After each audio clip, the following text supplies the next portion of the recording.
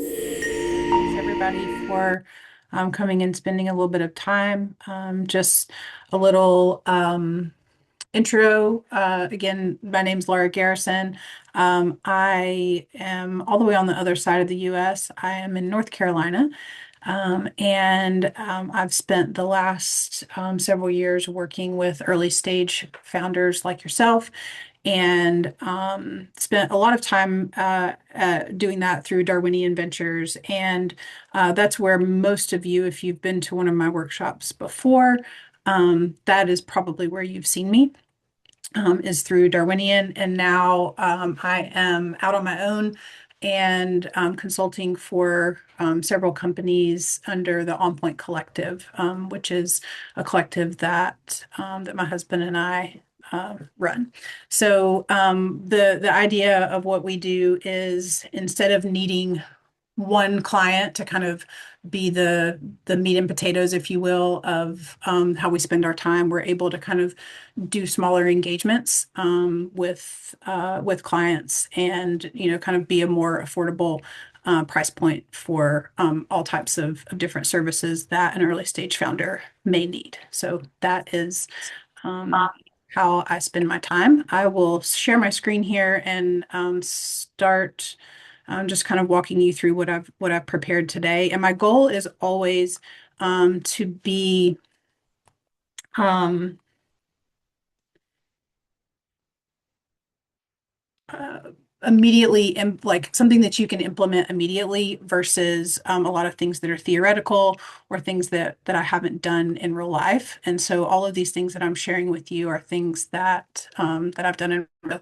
Uh, I'm sure you guys can see my screen. If you can't, somebody blow up the chat and let me know that that you can't see my screen. I'll try to keep an eye on the chat as well. And then if I'm not wrong, we stop about 15 minutes before the end. Is that correct? Yeah, yeah, that's right. Discussion. And then you can around 2:45, and you can have 15 minutes for Q&A or anything you would like to discuss. Okay. All right. That is perfect. Um, okay. So again, thank you, Founders Bay, for inviting me. This workshop today is called Sell Before You Scale, and what I'm going to walk you through is building a founder go-to-market operating system that's going to stop deals from slipping in your pipeline and will make your pipeline tell the truth is what I call it. So I'm not going to give you inspirational selling advice. The deck is not cute. It's not, it's just mostly text on the screen, but this is going to be operational. And if something sounds good, but it doesn't survive the math of reality, then we're going to throw those things out and not use them. Every workshop that I do before the workshop, I delivered this workshop for the last time I delivered it was back in November. And I review the content before presenting it to say, hey, is this what I'm still using and is this still relevant? So this is all freshly reviewed. Um, so if you guys could just really quickly just give me kind of a temp check or a pulse check and type in the chat 1, 2, or 3. One, if your biggest issue is follow-up with selling, type a 2 in the chat if your biggest issue is pipeline visibility. And then if it's both of those things, then 3. So 1, 2, or 3 in the chat. And we'll just kind of see where you guys are falling and what you may want to look at. Um, and that's perfect. Jim, I see your question there. You do not have to have HubSpot open and ready, and I'll kind of talk to you about why. At the end of the call, I'll actually give you these notes. I'll put a PDF in the chat so you can take these things with you, so you can settle in and listen versus feeling like you've got to capture screenshots and things like that. I put everything in a one pager. So it looks like folks are interested in or kind of want to address both issues here of follow-up and pipeline visibility. So you're the right people for this workshop. Absolutely. Just a tiny bit, 30 seconds of the short version of what I do. I build revenue systems that help founders have something that they will actually use. And as I mentioned, I run this in the real world. So I've built this for 30 startups. The startup that I work with mostly right now are leading sales at is a $5 million ARR startup. When I started with them, they were less than half that. Built their first CRM. So my sweet spot is definitely turning that chaos into something repeatable in a short amount of time. So, 1 to 2 weeks, and I think the incremental change is big. Um, the blunt way to say it is smart people lose deals for dumb reasons, like no next step, no owner, or hey, I sent the proposal over, right, with no scheduled review. These are things that I see all the time, and they are not product problems, they're system problems. So that's what we're going to solve for today. Um, this is for pre-seed and seed founders that are doing founder-led sales. I always say founder-led sales is a superpower. Um, Not everybody can sell the way that you can sell, right? But right now, for the stage that you're in, this is a superpower. And for operators that are helping founders to build their first sales motion. So anyone who is losing deals because your follow-up may not be consistent or you have some um, fuzzy visibility in your pipeline. So if I say if your CRM is Gmail plus calendar plus your memory, that is normal. And we'll address that today. That also is a recipe for like terrible sleep and waking up in the middle of the night and feeling like you've forgotten something. So just some house rules here. I do not work for HubSpot. I am not compensated by HubSpot. This workshop is tool agnostic. These principles apply to any CRM. I've just done the most work. I'm a HubSpot architect. I was a HubSpot partner with Darwinian. So have spent a lot of time in HubSpot and I've done a lot of migration. So other tools are great. Pipedrive's great. Um, but I've done a lot of migrations where there's going to be some limitations to some of these tools. So I've just found HubSpot to be the tool that can grow with you and give you what you need, as a startup and beyond. And if you're not selling to enterprise companies and you're not an enterprise company, chances are HubSpot will kind of keep you through everything that you need. So today I'm not gonna give you a big live demo. I do have a few screenshots so that we can kind of stay focused on the operating system and not clicking around. But again, these things will work with any CRM.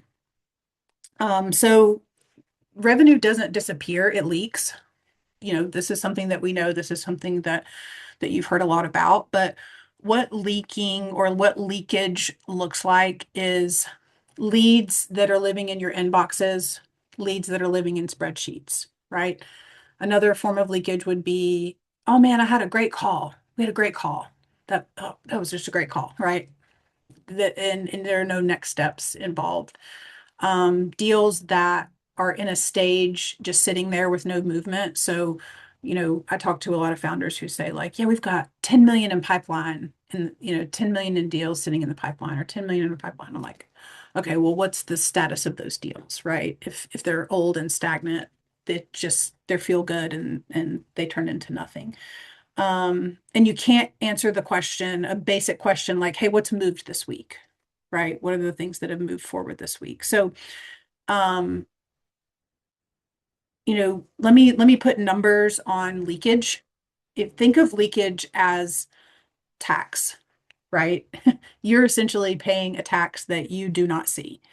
And this is, a quick way to kind of audit uh, if you've got leakage. If you're doing any of these things, then you're leaking revenue. If you don't respond to an inbound within 24 hours, right? Our SLA is 20 minutes at most of the companies that I work for. Um, you take a good call and you don't book the next steps live on that call. No follow up. No, yeah, I'll reach out next week and we'll get something on the calendar. Book that follow up on that call. So not booking a follow-up live or booking the next call live. If you have deals in the pipeline that do not have a next step date, then you're leaking revenue. And the last one would be if you don't have a single place to see in one place who's waiting on me today. What are the things that I need to push forward today?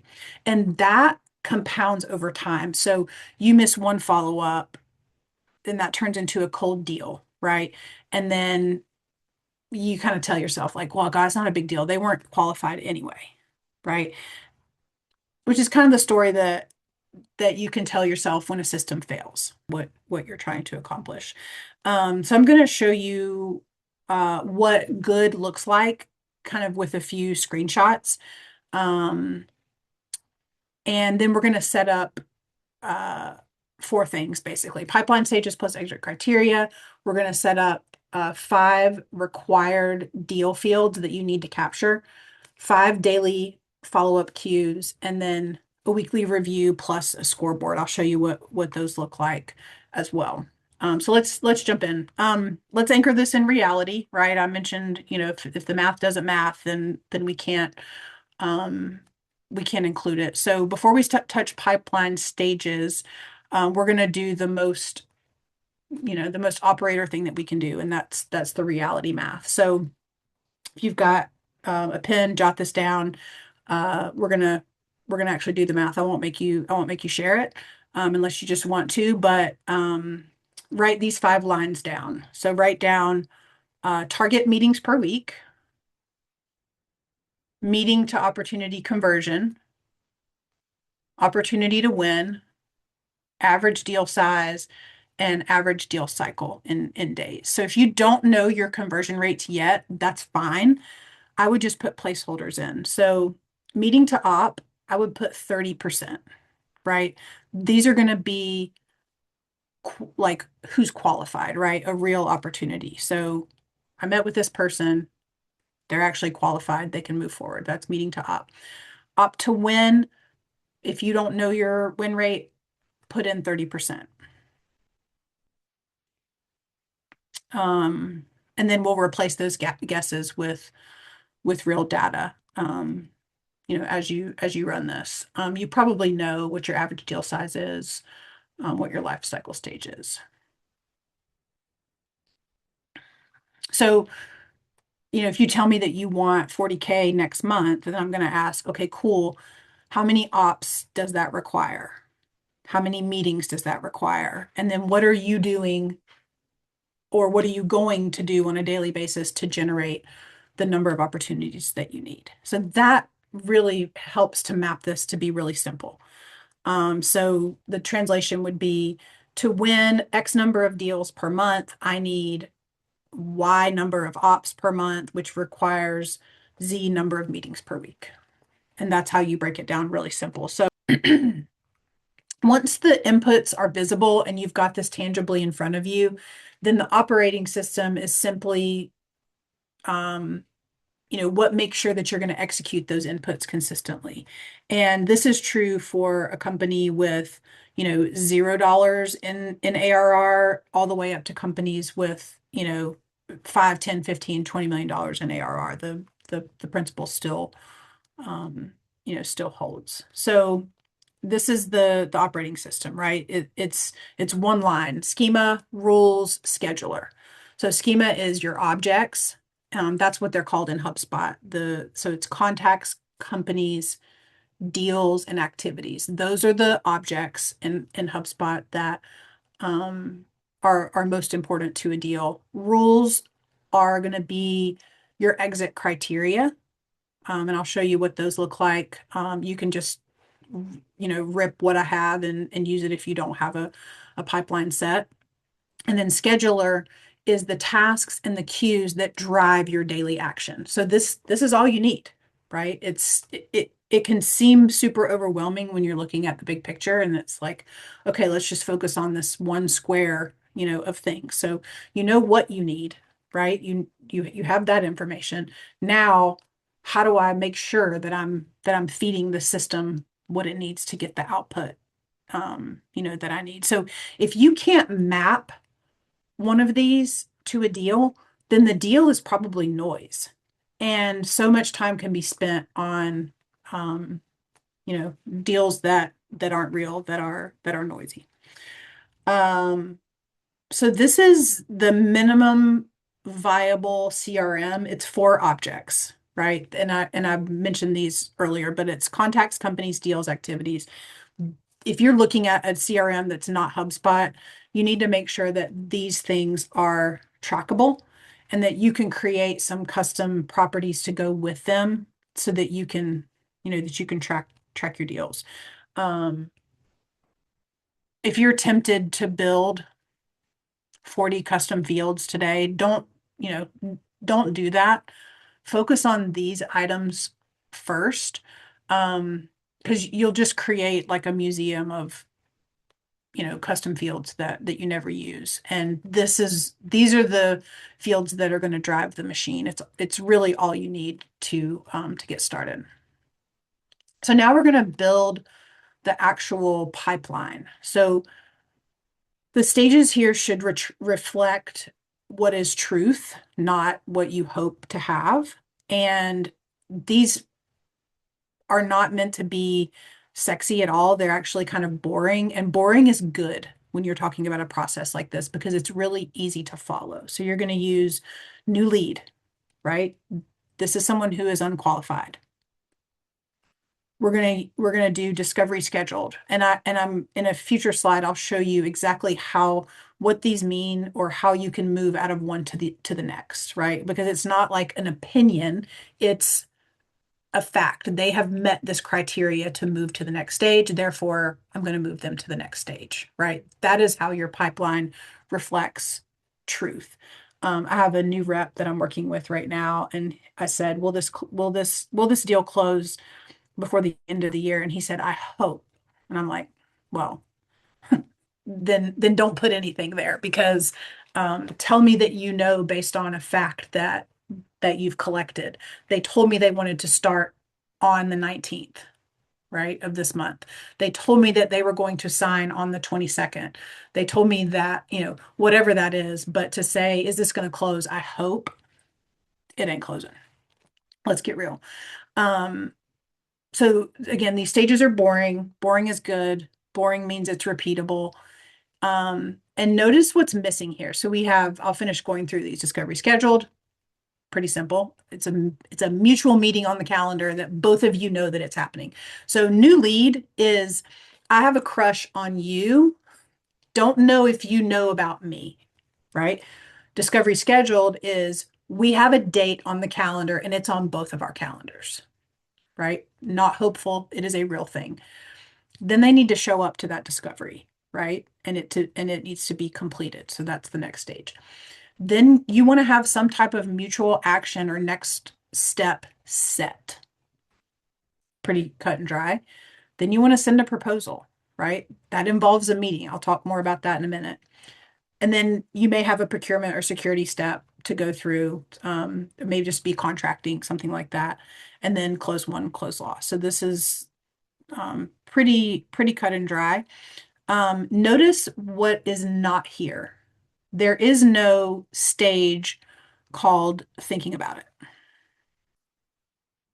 Thinking about it is a stall. Waiting on blank is a stall, right? I've taken on customers and clients before where they have this stage in their pipeline called waiting on funding, waiting on budget, waiting on, it's like, if the budget's, going to be approved in Q1, then set the close date to Q1 and put the deal in, um, you know, mutual plan, next step set, something like that. But um, there is no stage for thinking about it. That is not a stage. That is just a stall. And that's where you ask somebody, you use your founder-led sales superpower and your own, personality, how you would normally ask this thing, right? Some people can come across or um, just use their natural personality of, listen, and I'll say it all the time. I'm like, I'm a big girl. You can let me down. It's okay for you to tell me no, right? Ask the hard questions. And, you know, the deal is probably going to end up in the same place either way. Um, okay. So this is kind of what it would look like in HubSpot, right? Pretty cut and dry. All right, here's the exit criteria. If you screenshot anything of this presentation, this would be the slide to screenshot because I think this drives everything. The most important concept in the entire deck would be exit criteria.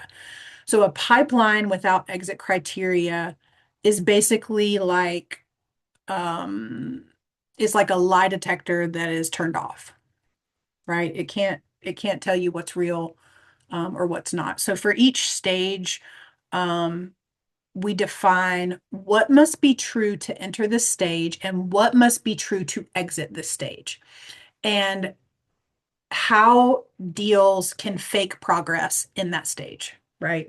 How do you spot an imposter in that stage? So here's the founder rule that will fix like 80% of your leakage. If there is no next step booked on the calendar, the deal is not real. If there is no next step booked on the calendar, the deal is not real.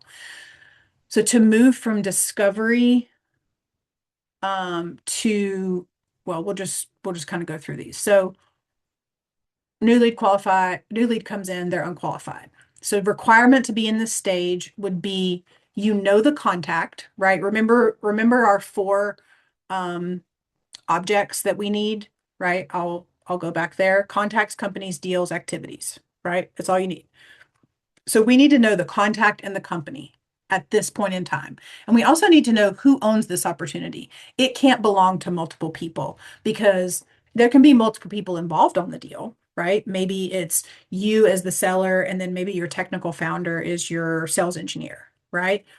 But who owns the deal? You do, founder, seller, you own the deal. Otherwise, things will fall through the cracks. So, who is the owner of this deal? We cannot have co-owners. We can have collaborators, but no co-owners. So, how do you get out of this stage? The discovery gets booked and the calendar invitation is accepted. That's it. Then they can move into discovery scheduled. Cool. Discovery scheduled means that there's a mutual meeting on the calendar, right? So you'll see kind of how these line up, right? How to exit and requirement to be in the stage kind of overlap. So discovery scheduled, there's a mutual meeting on the calendar. And then how do you get out of this stage? The discovery happened. You put notes in the CRM and you dispositioned um, the call, right? It was completed or, whatever that looks like. So now they've moved into discovery completed. Cool. To be in discovery completed, you've got to have your pain captured and you've got to know their basic need. Well, that happened in discovery and you put it in your notes, right? So you know their pain, you know their basic need. How do you get out of discovery completed and move to the next stage? Oh, well, I have a mistake in my deck. Um, so to get out of discovery completed, you have to have that mutual action plan, whatever the next step is. So this would be, I'll correct this, but this would be like next step booked, right? Like some type of a follow-up meeting on the calendar that is happening at a certain time. Whatever that mutual action plan is, or whatever that next step is. You have um, maybe it's viewing the proposal, right? But whatever that is, do not get off of discovery without setting that next meeting up. Um, so to be in this stage, you've got to know what the path is to go forward. Hey, what is your criteria or what is your process for, buying software, right? Hey, here's our process, right? And you've got to figure out what their process is. You have to know what your process is, right? You can't just be willy-nilly and let them, yeah, we want you to send us a proposal next. Well, too bad, because that's not how this works, right? You want to line those things up. Great. You need this. I need this. We're going to agree on the thing that comes next. If you send a proposal or pricing here, somebody reaches out, yeah, sure, send me some pricing and I'll let you know. This deal will go nowhere. Um, because as soon as you send the pricing, you've given away all of your leverage. I could do a whole another session on just pricing. Um, okay, moving on. Um, so mutual action plan would be, what is the next meeting on the calendar and what decision is going to happen inside of that meeting. You may deliver the proposal next. This may be a little bit different for your process, but the proposal review must be scheduled. Don't ever send a proposal over without, even if it's just 15 minutes, getting on a call live, pulling up your screen and walking them through your pricing. If that is a place where your deals stall, HubSpot will be amazing for you. The free version will allow you to create quotes that look professional, that look super seamless. And we've run our business on Point Collective for years off of the free version of HubSpot. So I know that it can be done because I do it, right? I send out professional proposals all the time using the free version of HubSpot. Get on the call live, walk them through it, and then temp check it. If you screwed something up, this is your chance to fix it. You haven't sent it out yet. If you got something wrong, this is your chance to fix it. You haven't sent it out yet. And if they have questions, no prospect in the history, well, maybe they will. Most prospects are not going to review that pricing and then come back to you with all their questions. You're going to get more from that live review of that proposal. Once you have that meeting, then you send them the pricing, right? It is a step in the selling process, to be sure. Um, so once you've reviewed it, they can move out of this stage, right? Then you're going to figure out who owns the process for procurement and what is the next step there, right? They can move out of this stage once they have signed a deal with you. They've paid, whatever one means for you, right? Or you have an explicit no-go. So that's going to lead you to close lost or close won. I'm just going to peek at the chat. Okay, we're looking good here.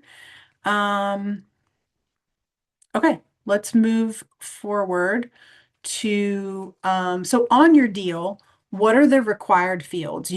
This can really bog you down as well because it's kind of unlimited the things that you can um collect, right? The pieces of information that you can collect. But what are the most important things for you to have a truth speaking pipeline that works? You need kind of minimum viable truth, right? In a minimum viable CRM. Every active deal must have ICP fit. So ICP is your ideal customer profile. Does this person fit your ideal customer profile? Yes, no, and then why?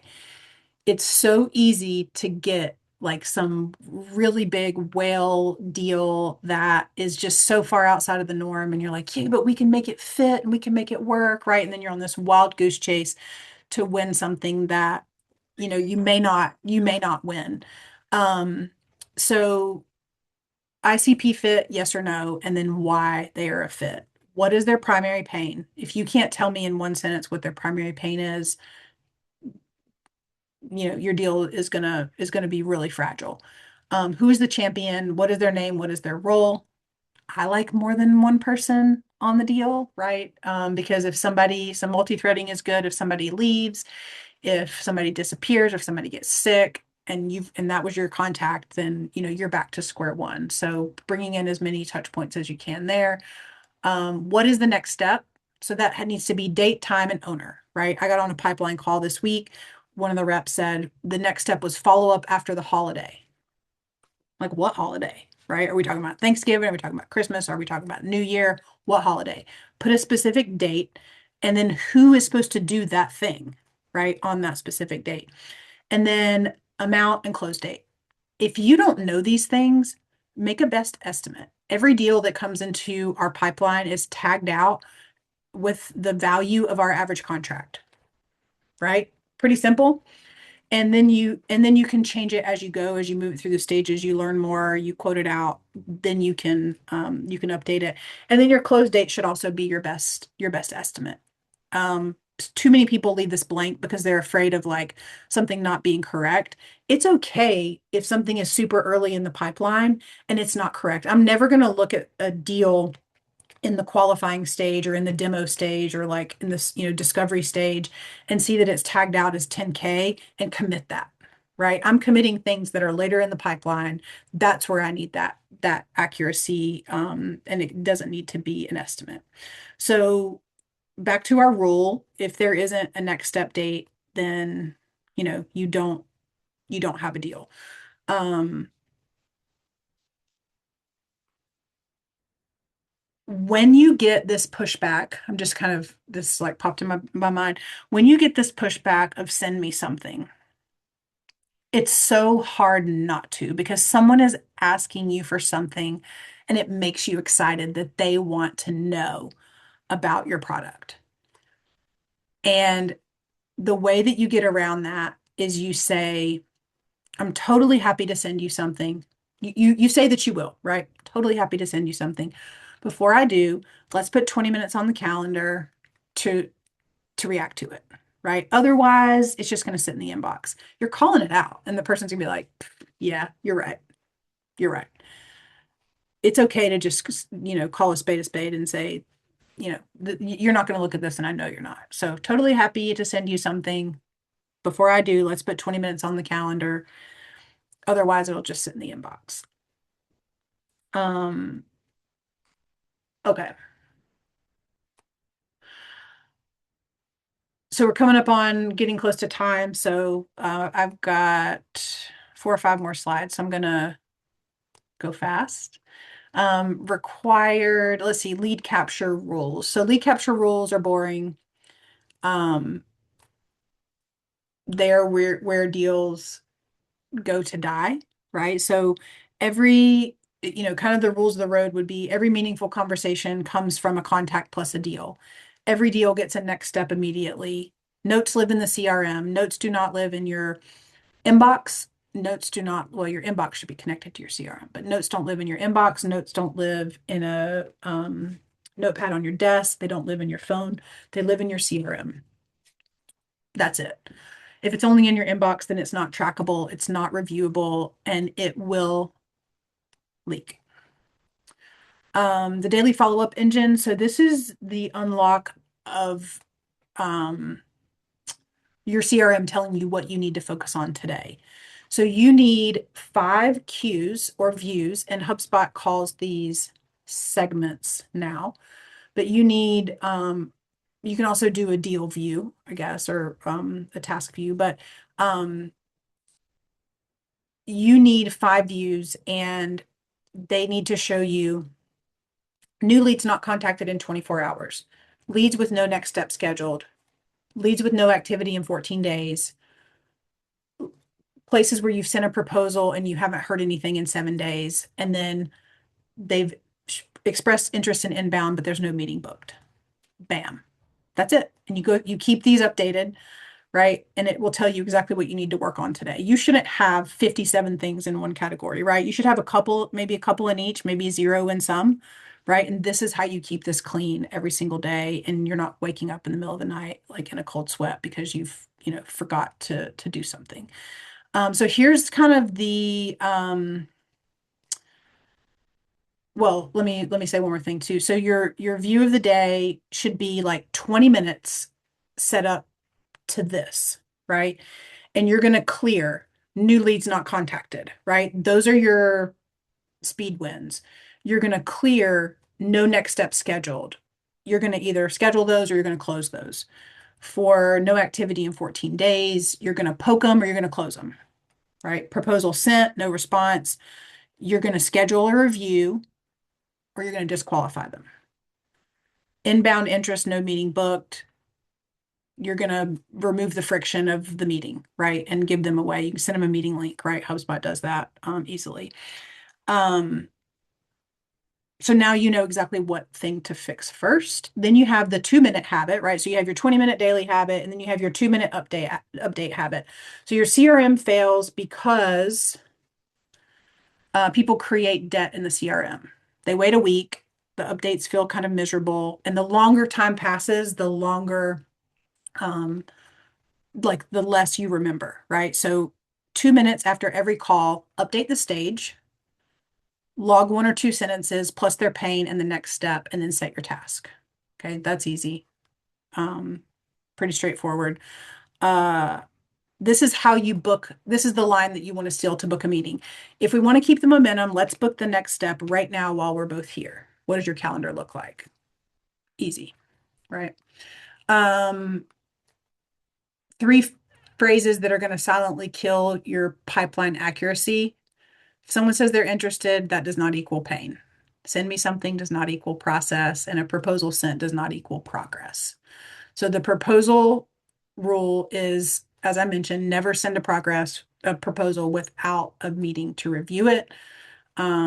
Proposals don't close deals. Conversations are going to close your deals. So if you don't review it live, um, you won't learn something about their urgency.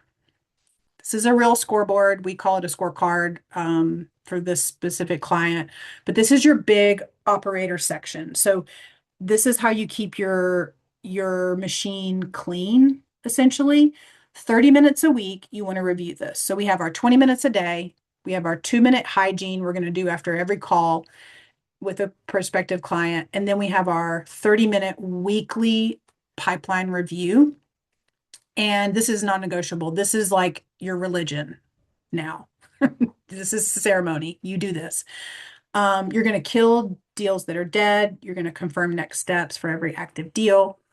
Going to review your scoreboard, and then you're going to decide where to spend your time for the week. This is your pipeline is the truth, but it feeds this scorecard that's going to rise these items up so that you can see them. So this is a real, I just blacked out all the numbers, but this is a real scorecard that we use. We do it on Monday for the past week, right?